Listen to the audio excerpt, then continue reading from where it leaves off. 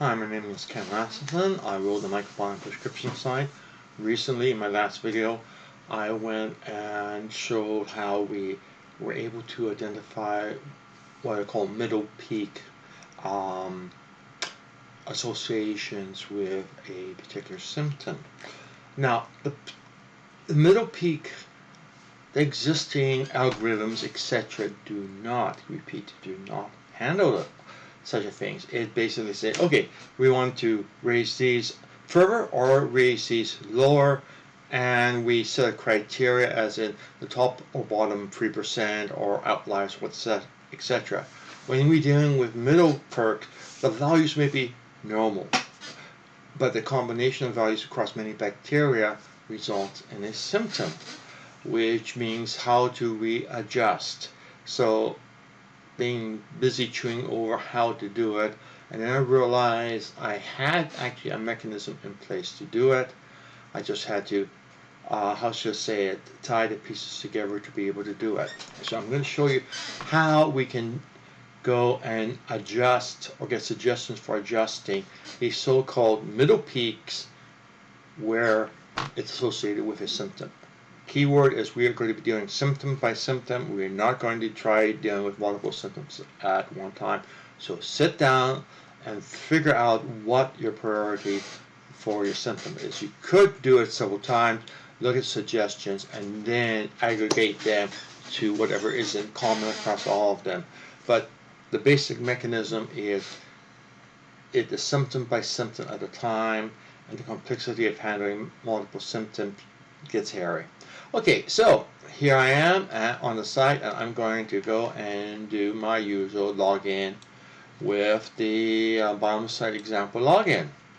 So we are there, we go over to Explorer, and this applies only to bacteria summary. Getting suggestions for the other four, that's far more complicated. And I'm doing small baby steps at a time. So let's go over to our, let's do general, let's go over and we do samples, and we're going to do a very common one. Let's do constipation for a change. Don't get constipated about my choice, please. Here is a suggestion. What you will find is that things that are strong or very strong are automatically checked here. Nice and simple. You don't have to do anything. You can, of course, uncheck them if you want, or check them. So what we have is we actually end up having just, believe it or not, I'll just verify it. We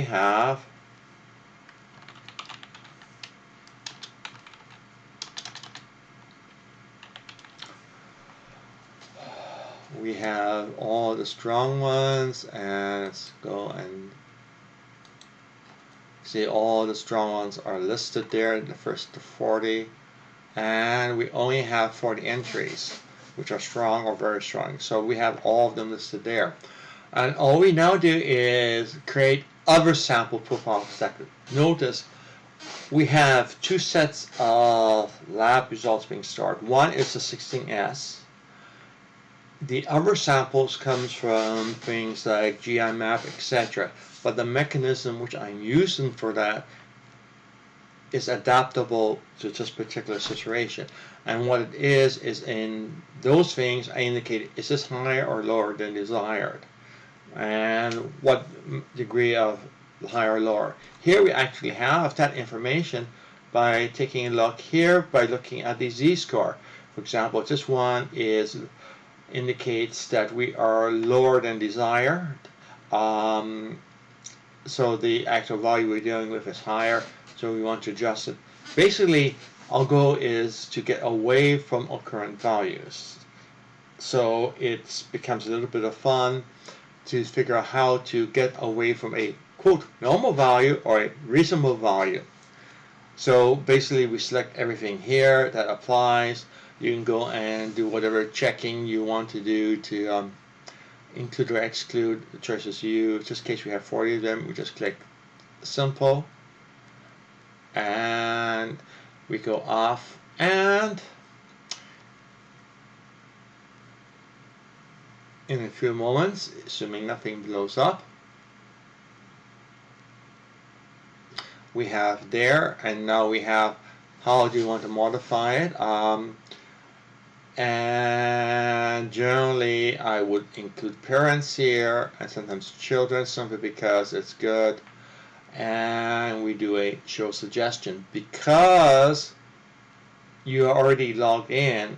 This was automatically saved. So suggestions. Then we have the suggestions for how you adjust this mid-range to move away from the mid-range, up or lower, as appropriately. So there we have that. And now if you go to lab samples, you will find that they are now listed. And you can do suggestions, you can do a review, and okay, I got some things to address. But if you can go there, and we can go and click suggestions, and now we back to suggestions again, and we can change it after you save it and come back, you find there are additional items which are selected or not selected. The basic one excluded those. Once you have a saved result, they are included. So that's basically the mechanism, which is we are adjusting the bacteria up or down, which are in quote normal range, to get a combination out of the pattern which is seen for a particular symptom. A little bit of a mind trip, but it is logical if you think about it carefully. Example is 40 to 50% of a group of bacteria all sitting at the 40th to 50th percentile will cause a symptom to develop. They're all a little bit low, but in combination with them being low, something else goes off, and voila, you now have a symptom appearing.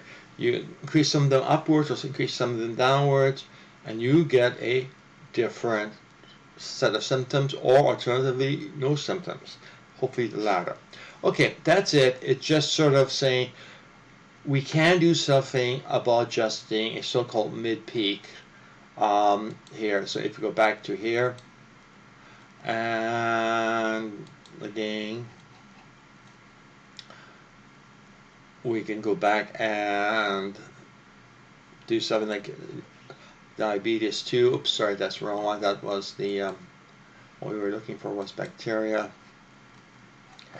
And let's find diabetes again. Type 2. And we have only 5 items there. None of them significant. None of them are pre-checked because you have to get it strong. So in other words, you just don't fit the pattern for diabetes. This again is a random sample. If I go back and take a look at something such as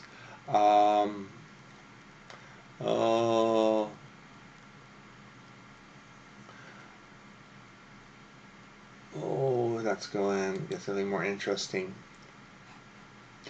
Probably remembering things. And now we have the items listed there, automatically checked. We have 61 items, which is a big stack of bacteria. 31 there, so we have, okay, sorry, 61 there, 31 are there. We have 51 which are statistically significant, so it sounds like a reasonable choice for here. We go off, give it a few moments to do the processing. And we can now go and show suggestions.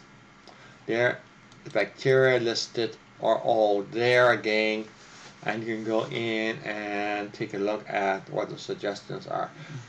Again, it's the first crude attempt at solving this interesting problem, which is how do you adjust something which is in a normal mid-range, which you don't want to be exactly where it is. You want to shove it a little bit higher or a little bit lower.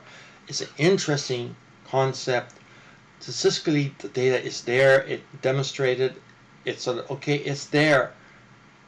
But the consequences are a little bit, excuse the expression, mind-blowing. Because it is not what you would expect naively.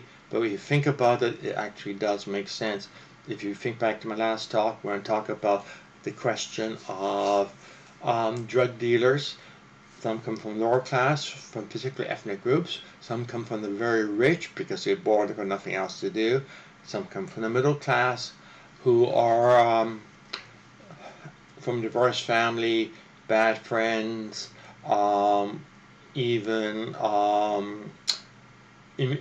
in even having DNA inclined to be risk-taking, etc. So we have all sorts of variety of combinations that could cause it. So if you're looking for high or low only, your neighbor's kid who's a drug dealer, who is middle class, has everything working, you say, no, impossible, it can't be. He can be, if some of the other factors come into play.